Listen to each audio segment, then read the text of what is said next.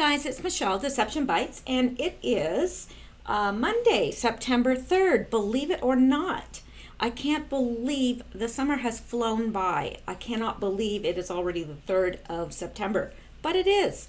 And it's 9:22 if you're on medication, and if you're not on medication, it still is 9:22. So we are going to go over the post from yesterday. And I was so excited because I thought, oh great, once I go over these posts from yesterday, I'm going to be all caught up. But then Q started posting, so now there's more posts out there for today. I am going to take a look at them. I can't promise I'm going to get to them tonight, but if there's not too many, I am going to do a second video. So let's pick up from where we left off in the last video and pitter patter, let's get at her. All right, now, September 2nd, Q, his first post, said simply, Ezra Cohen-Watnick, Q. Now, I don't know about you, but that name didn't mean anything to me until I looked it up. But then in the next post, he was kind enough to give us a little bit more direction. And here, he's referring to this post, his own post here, and underneath he says, bridges. Connecting people. And let's go take a look at what he wants us to see here.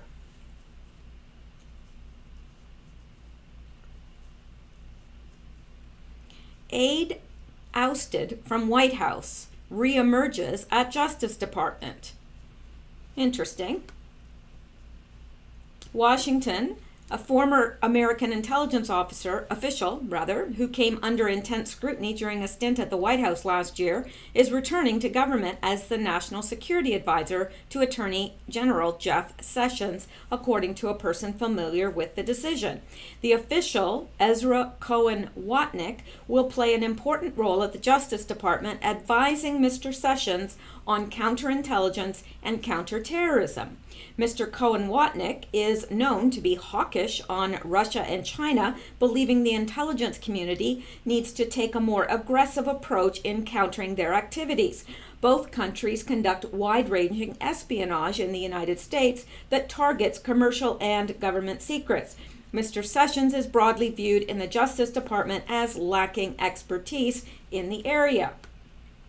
The Justice Department declined to comment. Mr. Cohen-Watnick, 31, served briefly, that's pretty young, served briefly at the start of the Trump administration as the senior director for intelligence for the National Security Council, overseeing a covert action and other intelligence programs. He was brought on by Michael T. Flynn, President Trump's first national security advisor, but some former officials criticized Mr. Cohen-Watnick, a former clandestine officer in the Defense Intelligence Agency, as too young for the job. Interesting, because I just had noted that he is young. 31 is pretty young to have a position of that nature. Anyway, but some former officials criticized Mr. Cohen-Watnick, a former clandestine officer in the Defense Intelligence Agency, as too young for the job, which is usually filled by CIA veterans. Mr. Cohen-Watnick was ousted in August 2017 as part of changes in the White House, one of several appointees of Mr. Flynn, who was removed by his replacement, Lieutenant General H.R. McMaster. National Security Council aides usually draw little public scrutiny, but Mr. Cohen-Watnick was swept up in the tumult of early 2017 when Mr. Trump accused the previous administration, without evidence, of wiretapping his phones at Trump Tower. Yeah, right. Well, this obviously, it's the New York Times, so we can expect them to be biased because they were, in fact, doing more than just wiretapping phones at Trump Tower. Mr. Trump's allegations were bolstered by Representative Devin Nunes of California, the Republican chairman of the House Intelligence Committee, who said he had evidence that Mr. Trump's communications were incidentally swept up in surveillance of foreigners by American spy agencies. My, don't they make it sound so... Sorry, I just hit the microphone here. I hope that you're not hearing all sorts of weird sounds. They make it sound so benign, he was incidentally swept up in surveillance of foreigners by American spy agencies. Oh, just incidentally. I'm sure they weren't targeting him at all. No. Nunes did not divulge the sources of this information, but American officials later told the New York Times that Mr. Cohen-Watnick, at the instruction of 2 senior White House officials, helped print intelligence reports that later served as Mr. Nunes' proof.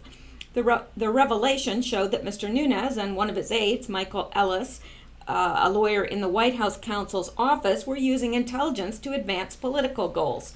It is also undercut Mr. Nunes' claims that his information came from whistleblowers and revealed that he was eager to aid the Trump administration when he was conducting what was supposed to be an independent investigation of Russian election meddling.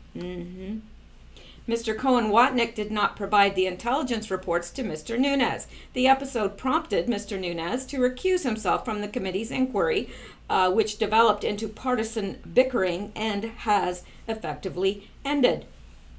Now, let's go back to Q. So, Ezra Cohen-Watnick, bridges, connecting people. So it's interesting that he is being brought back. Now, this I clipped out of The Great Awakenings. Trump ordered the DOJ to hire this man back in April to assist Attorney General Sessions. Obviously important.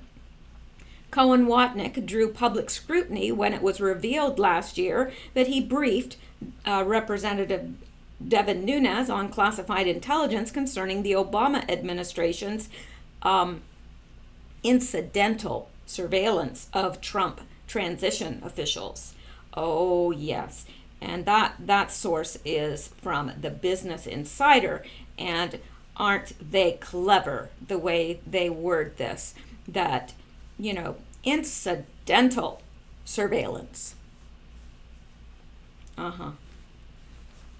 It's a new way to put it. All right. So, Ezra Cohen-Watnick, I guess we need to remember that name because he's back in play. Now, here's the next one. All right. Q says, this is Firewalls 3 and 4 JPEG. Ted, I'm not exactly sure how you pronounce his name. It looks like Lou, Ted Lieu. Dear agents of the FBI Counterintelligence Division, stand strong in your investigation of Trump and Russia. Our nation is relying on you. Had a little bit too much to drink, Ted? That was from the 9th of May, 2017. So, okay, maybe he can claim ignorance. Don't know. But, yeah. I think, I don't know. I think that, honestly, I think most of the Democrats knew full well that Russia wasn't involved. It's just they played along because it's all a political game. So, number third, Firewalls 3 and 4, JPEG, and this was the JPEG. And then Q puts number 3, Bill Presap, head of FBI counterintelligence, Strzok's boss, cooperating witness, power removed. 4, Peter Strzok, deputy assistant director of counterintelligence, FBI, cooperating witness, fired. Q. So Peter Strzok is gone, but he was a cooperating witness, which could have fooled me. I mean, if he was acting, then he was doing a very good job because to me he looked a little belligerent and smug. There's all sorts of words that I could come up with. And so obviously these are two of the firewalls, Bill Presap and Peter Strzok. Now I'm not sure how Ted Lieu fits into this. This was back in 2017 in May, but I love this meme and I had to show you. Representative Ted Lieu, definition of bad day, showing up in a Q drop, number 2058. Yeah, that is a bad day. And they were showing that, when names are mentioned in Q drops, that the Google search for the name all over the world jumps. So people are listening to these Q posts. Like they're listening, they're watching, they're reading them, they're interested. People all over the world. Well, except for the Democrats. But actually, even they're interested because, it's like wanting to keep up with your enemy to see what they're doing. Keep your friends close, keep your enemies closer. And I think that's what the Democrats are doing. So everybody's got their eyes on that board. They really do. So interesting. Now, here's another, I just clipped this out. Ted Lieu. Ted W. Lieu is an American politician and U.S. Air Force Reserve colonel, currently serving as the U.S. representative for California's 33rd congressional district since 2015. So he's 49 years old. Not that that matters. He's American. He's married. None of that matters. All right. I did go out to his Twitter, and I'm looking through it and I'm thinking, what? Because, 2 of the recent posts are about movies that he's seen. Like, okay, don't you think, like if I am interested, if I go out to see one of my representatives on Twitter, I'm wanting to know the news for that, congressional district that he's in charge of, whatever. I'm wanting to know information, not what movie he just saw. Let me see. I got to show you this. Okay, maybe I know you'll probably say, "Oh, you're making a big deal out of nothing," and maybe I am. I'm not saying that he's doing anything wrong. It's just a little odd. Like, it is.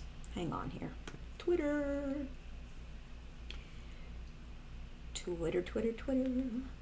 Okay, and I forgot his first name already. Ted. Dang. Ted Lieu. I just had to show you because there's not a lot of posts today, so I have the time. And this is his Facebook. I don't really want to follow him. How do I get to his... this is one of them. He saw Crazy Rich Asians, and he's got a picture of him and his wife in front of the poster. And there's nothing wrong with that. And this is the other one that he had watched. You Are What You Hide, searching.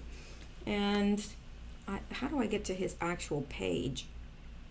I don't want to follow him. Goodness gracious, no. Oh, dang it. I'm not real. I haven't been using Twitter that long, so I'm not, Twitter expert. Okay, now, so let me see here. I don't know. I may not have been looking at the right thing. I may be making a big deal out of nothing. I probably am. Yeah, looks like I am. Oh well. The thought was there. There he is, having a drink. Who cares? All right, I don't even know what I'm talking about anymore. I'm just kind of... Anyway, let's go back.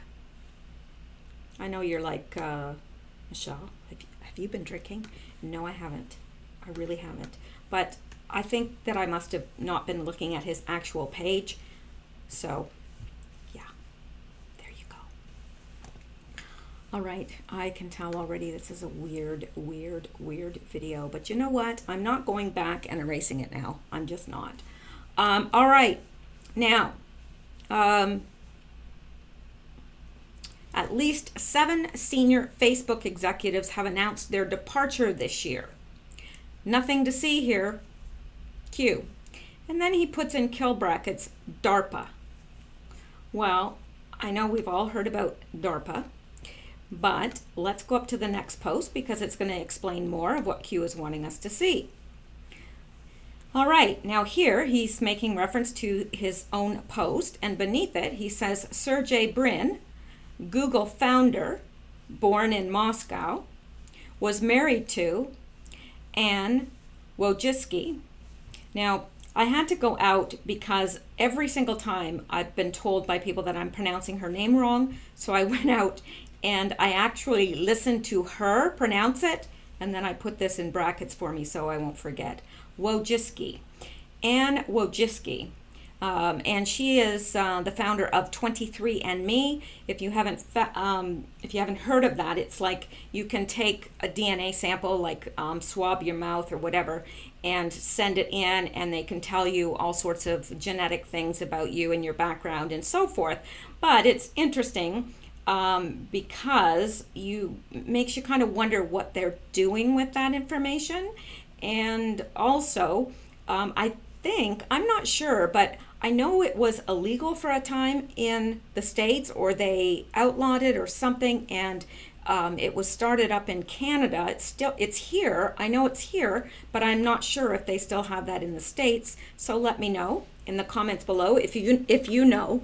Let me know, because I know that they're doing it here. People, you can send away and get information about your ancestry and so forth, but I don't think that I want that sort of information floating around out there unless there is some guarantee that it's completely private, which of course there's never a guarantee of that anymore. But Anne Wojcicki was brother-in-law to Anne, how could she be a brother-in-law to? Anne Wojcicki was brother-in-law to Sergey Brin, was married to Anne Wojcicki. Okay, I see how they're doing it now. Sergey Brin was married to Anne Wojcicki and was a brother-in-law to Susan Wojcicki, and she is the CEO of YouTube. Now, then he puts in brackets again, DARPA, Q. Now, LifeLog was a project of the Information Processing Techniques Office of the Defense Advanced Research Projects Agency, which is known as DARPA. DARPA, Defense Advanced Research Projects Agency, DARPA, of the United States Department of Defense. According to its bid solicitation pamphlet, it was to be an ontology based subsystem that captures, stores, and makes accessible the flow of one person's experience in and interactions with the world in order to support a broad spectrum of associates, assistants, and other system capabilities. The objective of the LifeLog concept was to be able to trace the threads of an individual's life in terms of events, states, and relationships. And it has the ability to take in all of a subject's experience, from phone numbers dialed and email messages viewed to every breath taken, step made, and place gone. Now, interestingly enough, LifeLog shut down on February 4th, 2004, the same day Facebook began. So, Facebook is LifeLog.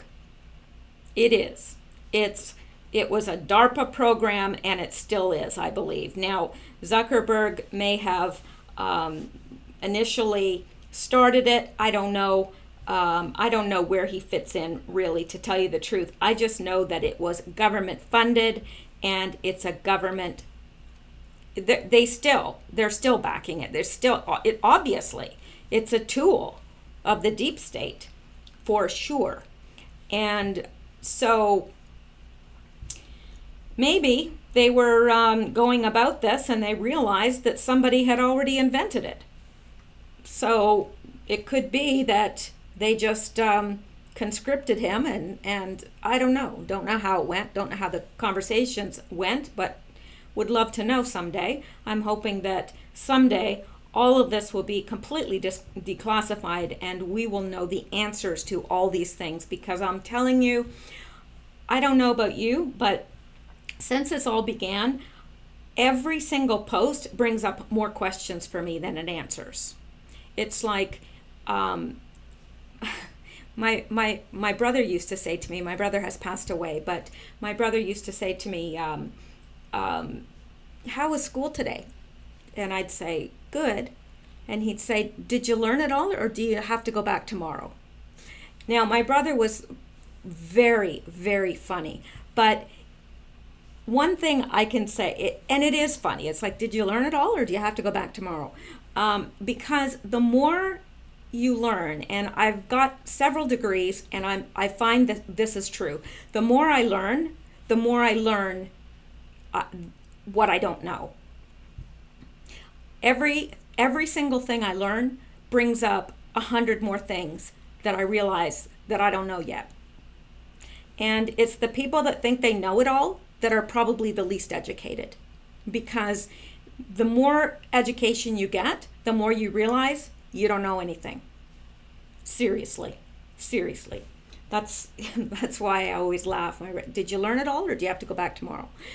So I'm saying all this because this is the experience that I've had with Q. He may answer a question, but then 10 more pop up, 100 more pop up. And it just shows us what Q is effectively showing us is that we don't know anything. We may think we know, we don't. I thought I was very well versed in all this stuff, and now I'm realizing, wow, there's a lot to this. It's very complex, and the more we know, the more we don't know. So anyway, let me move ahead. All right, and then here is the next post, and Q is making reference to his post here. And okay, let me see. Let's go out here.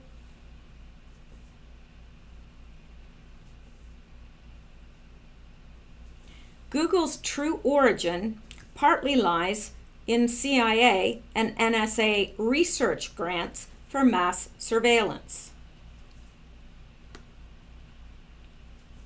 2 decades ago, the U.S. intelligence community worked closely with Silicon Valley in an effort to track citizens in cyberspace, and Google is at the heart of that origin story. Some of the research that led to Google's ambitious creation was funded and coordinated by a research group established by the intelligence community to find ways to track individuals and groups online.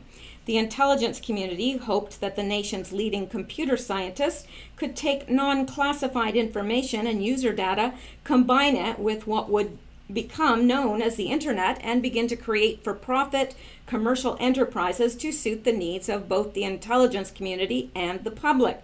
They hoped to direct the supercomputing revolution from the start in order to make sense of what millions of human beings did inside this digital information network.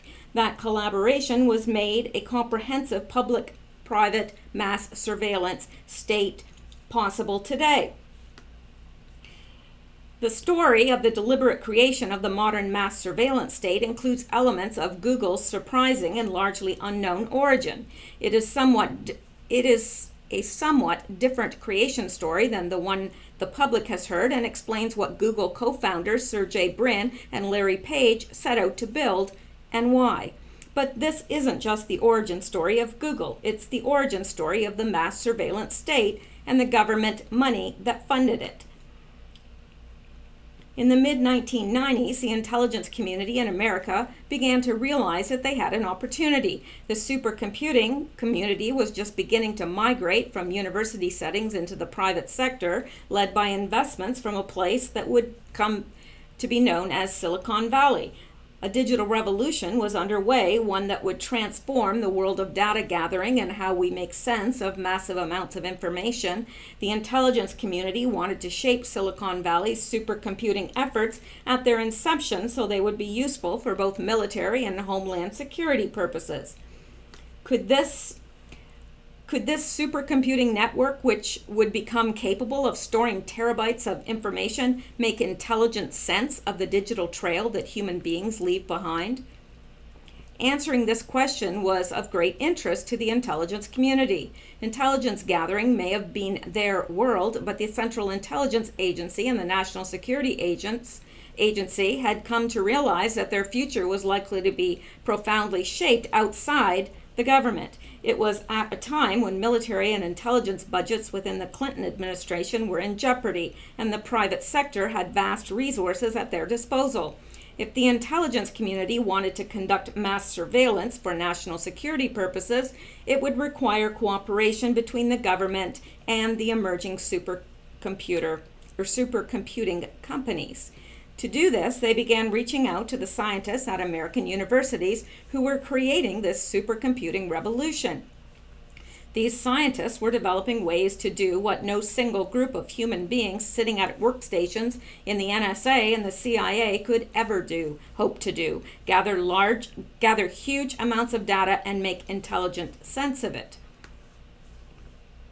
There was already a long history of collaboration between America's best scientists and the intelligence community, from the creation of the atom bomb and the satellite technology to efforts to put a man on the moon. In fact, the internet itself was created because of an intelligence effort. In the 1970s, the agency responsible for developing emerging technologies for military, intelligence, and national security purposes, the Defense Advanced Research Projects Agency, DARPA, linked 4 supercomputers to handle massive data transfers. It handed the operation off to the National Science Foundation a decade or so later, which proliferated the network across thousands of universities and eventually the public, thus creating the architecture and scaffolding of the World Wide Web.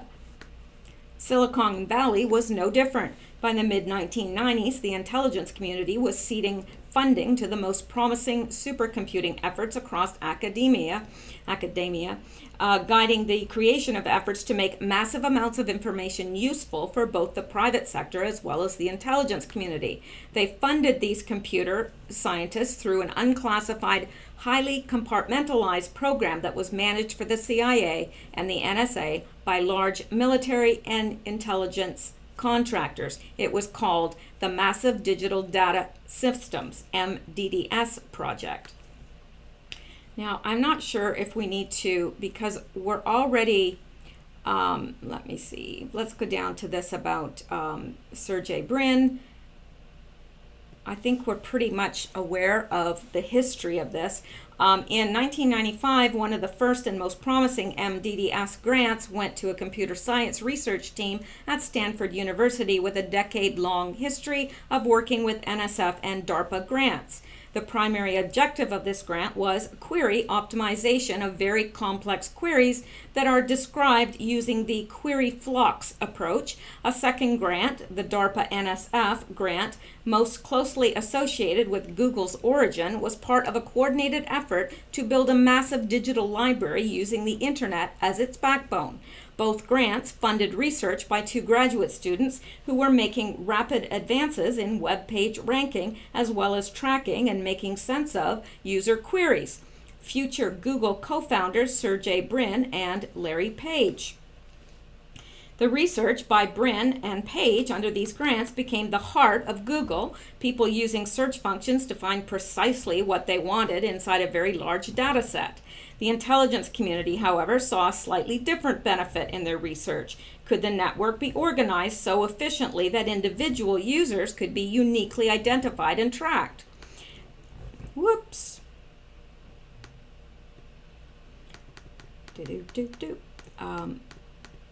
Sorry, somebody asked me to stop doing that, so I'll stop. This process is perfectly suited for the purposes of counterterrorism and homeland security efforts. Human beings and like-minded groups who might pose a threat to national security can be uniquely identified online before they do harm. Kind of reminds you of that movie, oh gosh, what was it? It had,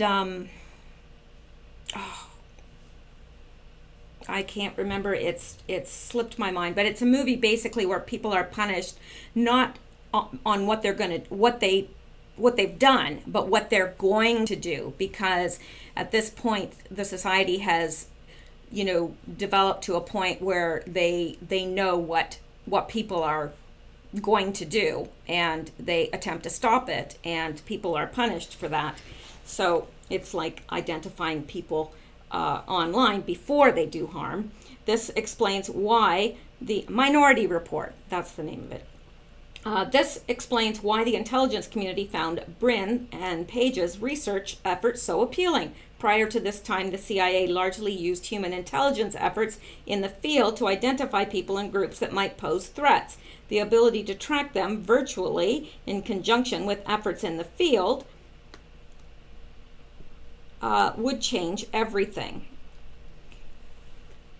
It was the beginning of what, in just a few years' time, would become Google. The two intelligence community managers charged with leading the program met regularly with Brin as his research progressed, and he was an author on several other research papers that resulted from the MDDS grant before he and Page left to form Google. Now, I don't know if we need to read all of this. We know it's all part of... is this really going to tell us the absolute truth? I don't know. But let's go back and see what Q is wanting us to know here. So Q here says, read between the lines. Now, I think we can read between the lines. We know exactly. I mean, they're putting it in very, benign terms, but we know that it wasn't so benign, and their purposes for it was not, well, gee, now we could track this person and all through their life and find who they're associated with and who their friends are and who they phone all the time and where they go and what they do and what they have and where they live. It sounds very benign, like I said, but and that's all well and good if you're a terrorist, but what if someday they say, well, you support I don't know, just throw it out there, you support President Trump, you're a terrorist, and they go through everything and look at everything that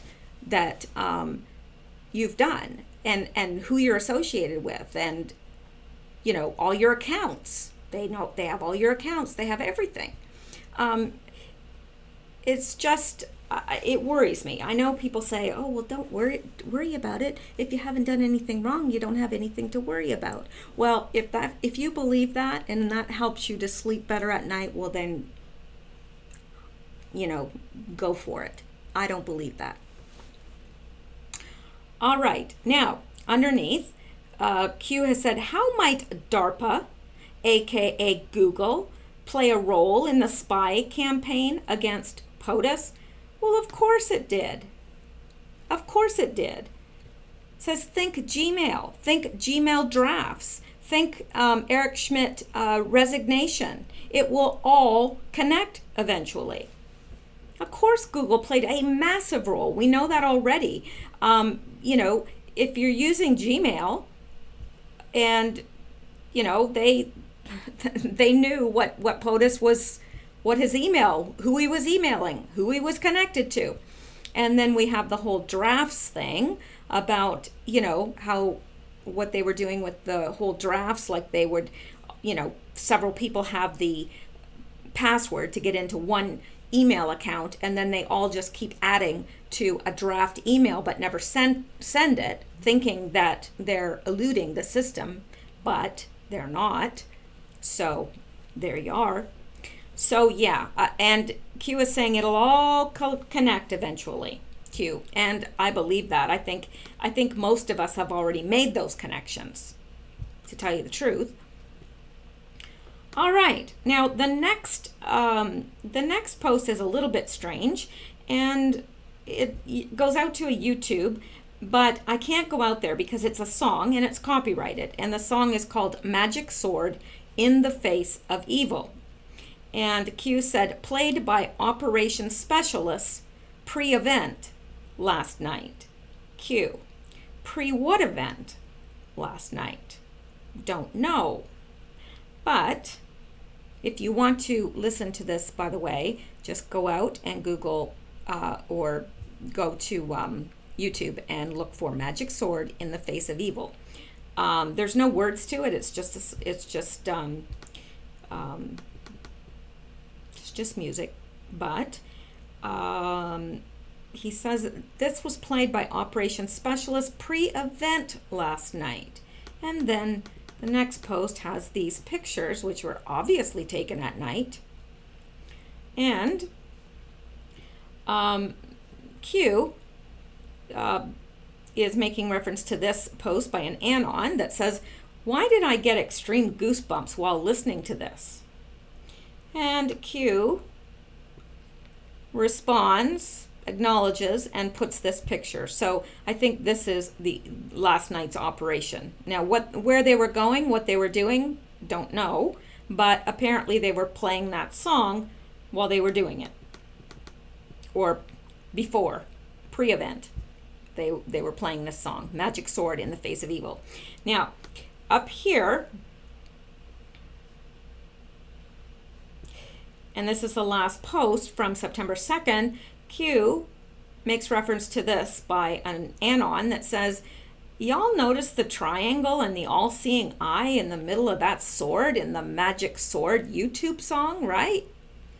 Q acknowledges that, which kind of perplexed me, to tell you the truth. I'm just gonna go there. Don't know why Q just acknowledged it, but I did see on the posts that from today that is the first thing he addresses. So I'm going to go out there shortly and look at those. But this is what he is making reference to, that the Anon is making reference to. This is the picture on the music video. There's no other picture. It's just this through the whole thing. It's just music. There's no lyrics or anything. But if you look, there is indeed a circle with a triangle with an eye in the middle. And I think that's interesting. So, but here's the thing. Just because this is the picture on that song doesn't mean that Q put it there or approves of it. All right? I think Q is directing us to the song, not the actual picture. And I don't know, but we're going to find out in the next video. So I guess we'll have to hang on till then, because I don't know the answer either yet until I see what Q has to say. I was a little bit perplexed by that, though. Okay, I was a lot perplexed by that, because I was thinking, why is Q sending us out to something that has a sword with a new world order symbol in the center of it? I found that a little bit odd and quite intriguing. So, but we will soon find out. And that's it for September 2nd. And that's wrapping up this video. I may get to the second video tonight if Q hasn't been too ambitious in his posting, or it may be tomorrow. But at any rate, I hope you guys have a wonderful evening, what's left of it, and that you stay well and stay safe. I appreciate you guys so much, more than you could possibly ever know. And I appreciate certainly your prayers and your support and encouragement. I really do. So I will talk to you guys later, and that's it for now.